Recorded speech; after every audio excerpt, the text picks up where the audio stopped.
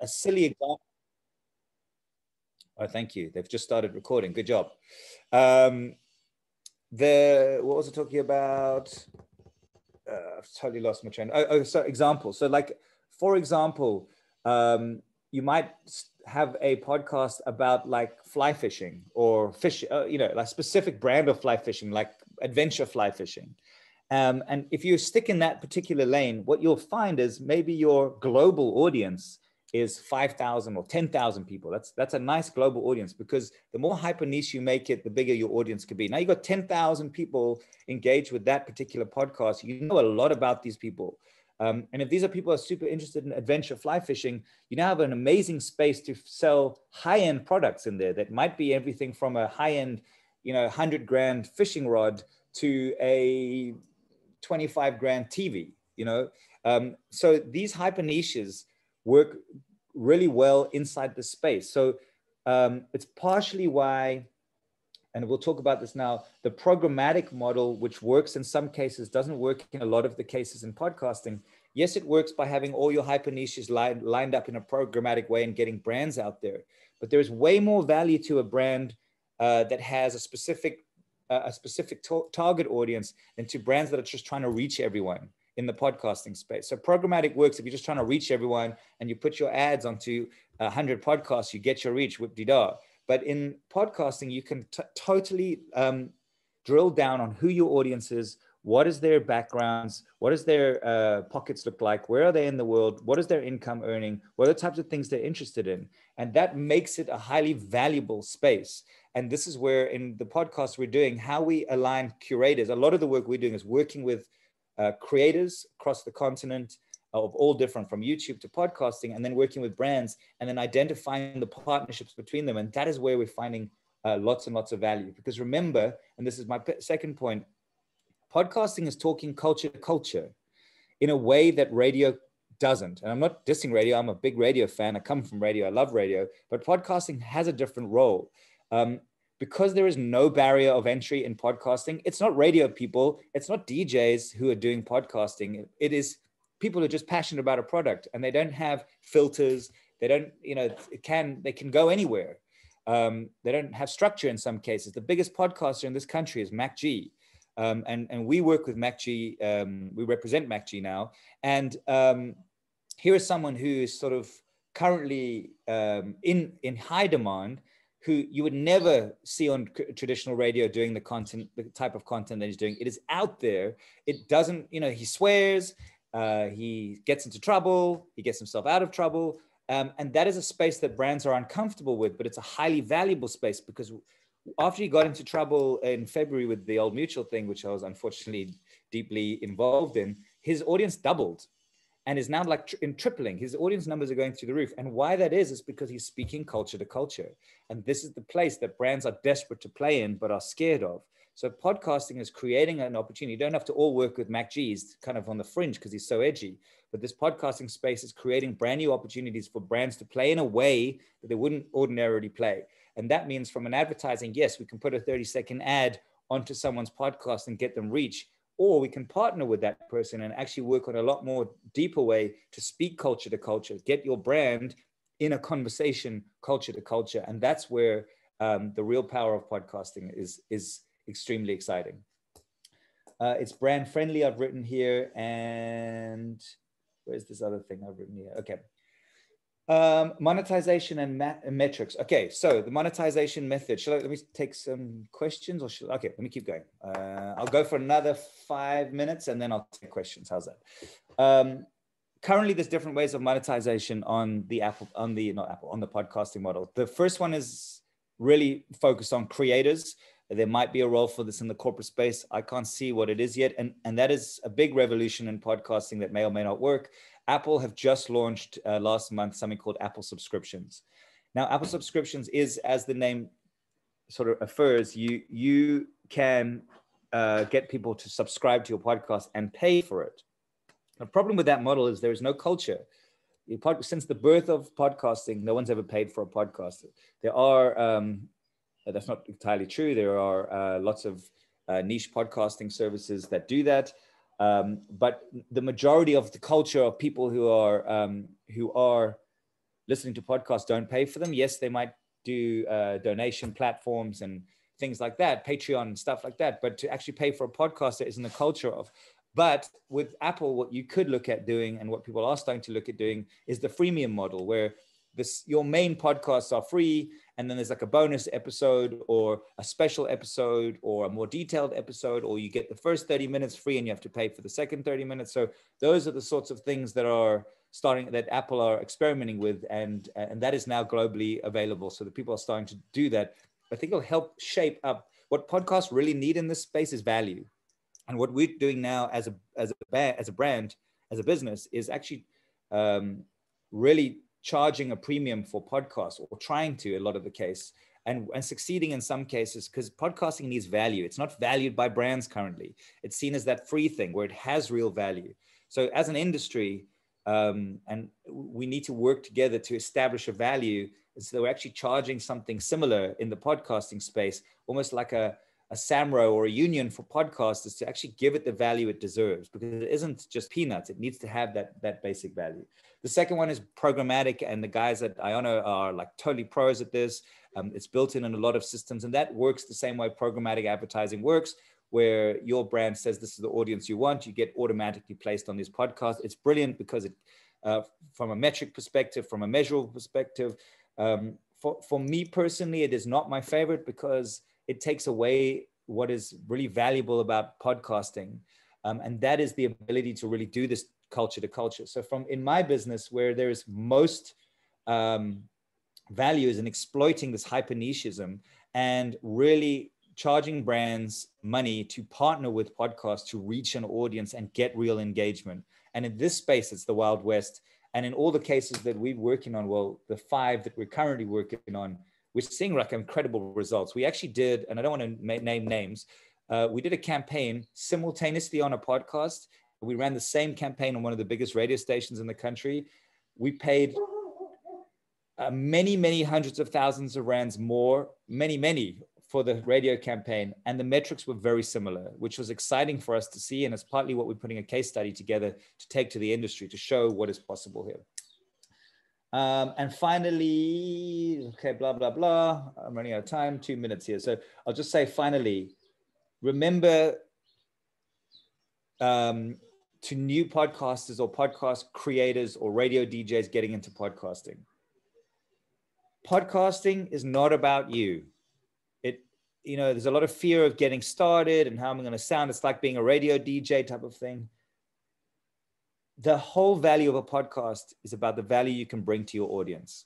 And the more value you bring to your audience, the more you have a sustainable business for the rest of your life. And this is the thing about podcasting. As a creator, or as I'm separating out the business side, because I actually had a whole slide here about how businesses can use podcasts, and maybe they'll come up in questions.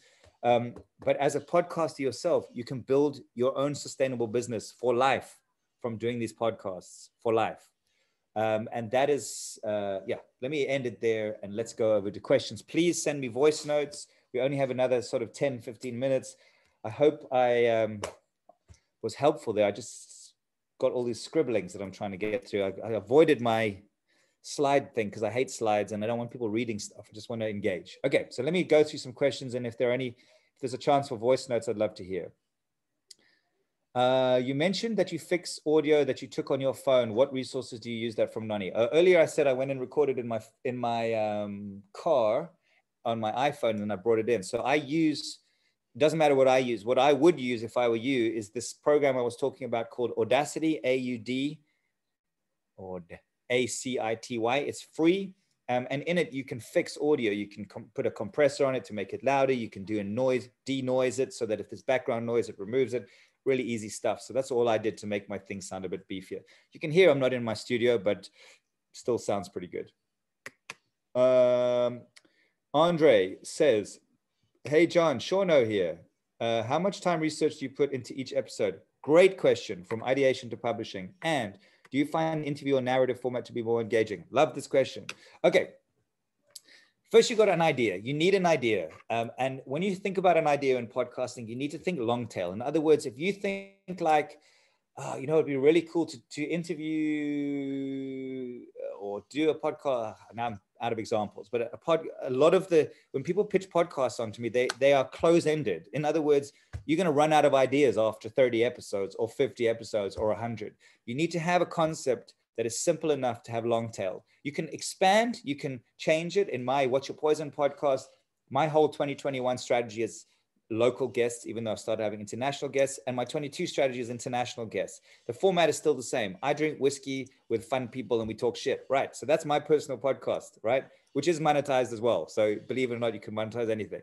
But even in that particular space, I have a long tail. I've got a 5-year plan for that podcast. And if you're not able to think that way, that really should inspire your ideation. Come up with an idea that is, even if it's super cool, doesn't have a close, you're not going to be racking your brains for idea. It has to be vague enough and cool enough to be different and to have a long tail. And if you can't think of 100 people or at least 50 subjects underneath that umbrella, then don't even get started, because you're going to hit a brick wall. And then what was the question? How much time? For me, it depends. All my podcasts that I work with are different.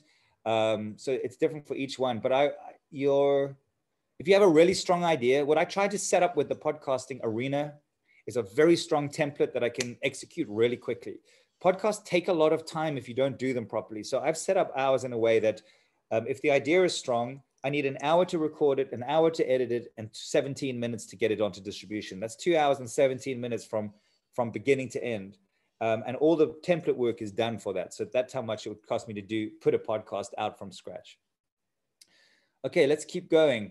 Paolo says, stop making podcasts cheap. Client sees cheap as worthless and not worth. Thank you, Paolo. That's exactly right. What is the value of a podcast? New clip can work out on the average of an article, but what is the value of the podcast? A news clip can work out the average of an article. What is the value of the podcast? Like, is it a vanity metric?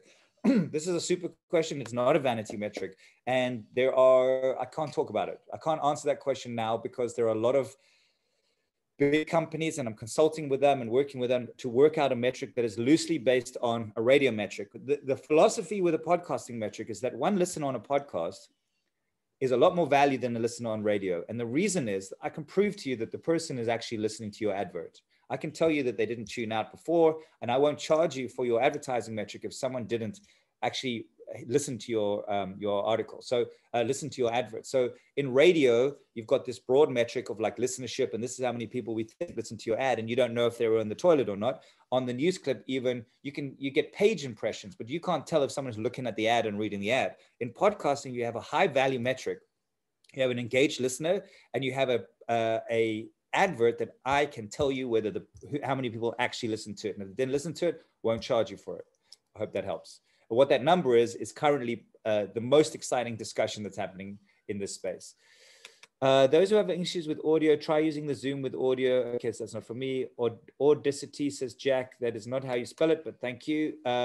Joseph says, in monetizing, is there an advantage of having a fully paid platform and software? Is there an advantage of having fully paid platforms and software rather than the free ones? Oh, that's a good question. And there's a debate about this. It's really is an ethical debate in the way that, like, developers say, don't use Apple products because it's unethical. I've seen a lot of these conversations about the problem people have with Anchor, with Spotify's Anchor, is that it's giving a lot of power to the broadcaster, the platform, where they're sort of controlling your metrics and they own your data. And so that isn't ideal. That's why, like what the guys are doing at Iono, that is on Libsyn, that's way more powerful. Those metrics belong to you. Your metrics don't belong to you while they're on Anchor. The reason it's not the end of the world is because if you leave Anchor, go to Libsyn, you don't get penalized. So when you feel ready to leave them, you can. I use Anchor for my personal podcast because it's convenient. And for my networks, I use Libsyn. So Libsyn has a lot more advantages from a backend perspective, and Buzzsprout and Ionos, but Anchor is just so convenient. I love how easy it is. That's really why I like it. What is the Spotify Green Room and how does it work? So Spotify Green Room is Clubhouse's competition. So I don't know if you were there when I was explaining what Clubhouse was. It is so good and so popular and has literally changed how social media is, and the power of this audio platform. That Green Room is basically a carbon copy with some extra advantages of of Clubhouse. So if you know Clubhouse, you know Green Room. I'm using Adobe Audition and editing my audio. It works wonders. Yeah, Adobe Audition is brilliant. There's loads of great audio software. Adobe Logic Pro is a great one. It depends on your budget. Ashley says, it seems that the quickest, simplest turnaround is the most sustainable, which suggests that this is such an important point. So thank you for bringing this up, Ashley. Coming up with a simple way to execute your podcast is super important for longevity. So if you decide, no, you want your podcast to be amazing, so you want to shoot it on 3 cameras and you want the lighting to be beautiful, that's all great. But if you aren't making money in 100 episodes, is that sustainable? No. So you're going to lose interest really fast when you start hemorrhaging money. So you need to build a little self-sufficient system if you're an independent creator that isn't costing you money and that doesn't take up your time. And that's why I've become like a ninja in this space for my own, it's fine. I have teams working with the other podcasts that I work with, but for mine, I don't have a lot of time in a day. So I need mine to be super quick and done. I do no editing on my podcast. I figured out my format and that keeps it. I've got 4 in the can right now. So if I were to go on holiday for 4 weeks, I wouldn't have to lift a finger. I still have 4 more episodes going out without any, and I've built it that way so that it doesn't take up my time. So keeping your idea simple and your turnaround simple is super important. Don't get too caught up in quality and being perfect. Kind of learn on the job, let it be messy, it'll get better as you go. And the real skill is actually just being able to talk in a way that you don't need to edit later, which you need to practice to do. What does it take for creative to be represented in the business world so they can focus on being creative? Good management. Portia says, please spell the name of the mic you recommend. I'll put it in the chat here. What did I say? AKG Lycra was the one. And the other one was a Rode, R-O-D-E. And then the Samsung is not a recommendation. It's just the cheapest one out there. Cheapest one out there. Okay, next up, where was that? What are the alternatives to monetization since Anchor's making that available in the US? No, I'm monetizing in Anchor and I'm getting it paid to a PayPal account. So it is still working for me. The other one is, well, Iona, chat to those guys. They're pros at it. There's a lot more coming into the space right now. In South Africa, there are platforms like owners who are providing programmatic into all of these, into the podcasting world and doing a really good job. Myth or fact, shorter content is better content. Kanye, potato, nothing's better. Depends what you want. What's better, a Land Rover or Ferrari? Depends whether you're climbing a mountain or driving a race, you know what I mean? So there is an uptick in short content right now. There's a big trend, but nothing is better, nothing is worse. One of the biggest podcasts in the world is 3 hours a day. How do radio and podcast then complement one another? Okay, I need another hour for that question. Thank you for the answer. Well spotted. Can you give example of podcasts? I think I feel under pressure because I'm running out of time here. Let me sorry, blah, blah, blah. Do we have any voice notes that we can maybe end with one of those? What career opportunities are there for journalism students wanting to get into the podcasting space, in addition to just running your own podcast? That's a good question, and there isn't a good answer to it. Podcasting is, we're on the horse's back of it. It is exploding right now. And everyone from radio to media buyers to everyone's trying to figure out how to tussle with this or wrestle with this big bull.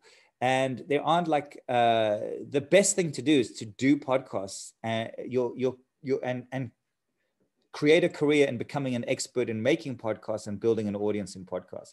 Really, if like we do a lot of brand podcasts and there is production, but at the end of the day, the real value in podcasting is building an audience and content strategy. The truth is that probably no one speaks about, there's very little money in the production of podcasts. It's so easy and simple to do. Yes, it'll pay for lunch, but it isn't where the money is in the same way that it is in other words. So you create value in podcasting by creating value in the podcast. Why is MacG getting huge money from, we've just done a deal, and this is worth talking about the world of podcasts. 2 quick podcasting stories. My personal podcast has been turned into a TV show, now bought from a brand and now turned back into a podcast. Mac's podcast, we've just done one of the biggest licensing deals ever in South Africa with a massive channel that's turning his podcast into its own TV, like repurposing his content into a TV show. Is the quality good enough? Who cares? The quality is strong enough. Like, it's the heartbeat of the content that is more important than the production quality of it in this space. So you got to kind of be raw and real. And if you're getting into this podcasting space, you just need a lot of enthusiasm and a lot of patience. 2 more minutes. Should we take one more voice note? Hey, John, it's Robin in Nelspruit at Radio Lafalt. Thanks for your presentation. It's lovely.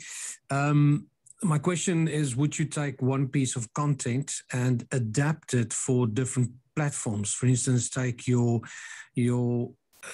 podcast on YouTube and adapt it for Spotify, for audio listening? Or would you just put the same content on each platform? What are your thoughts around that?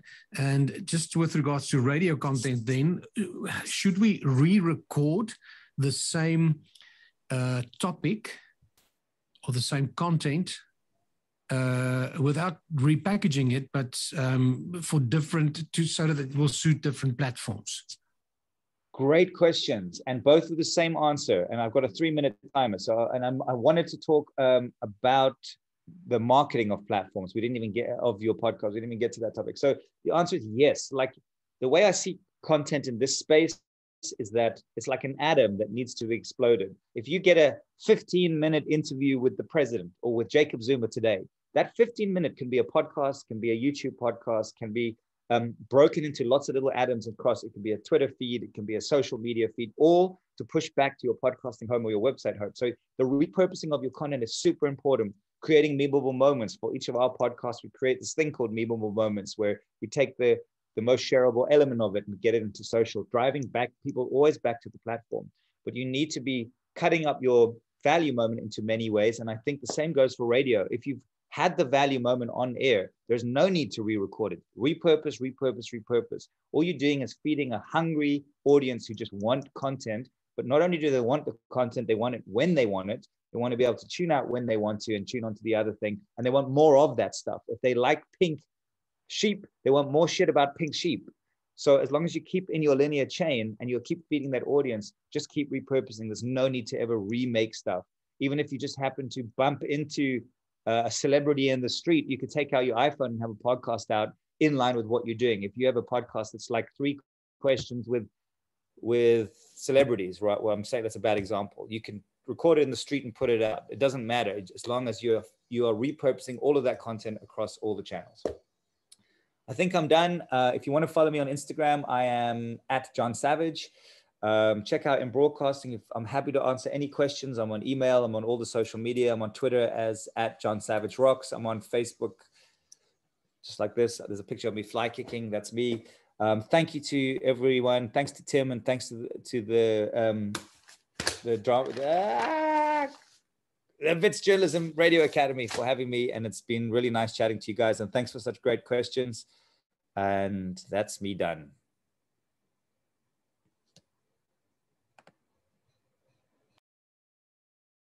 Thank you for joining this Radio Days Africa audio amplified session. For highlights, podcasts, and more, visit radiodaysafrica.co.za.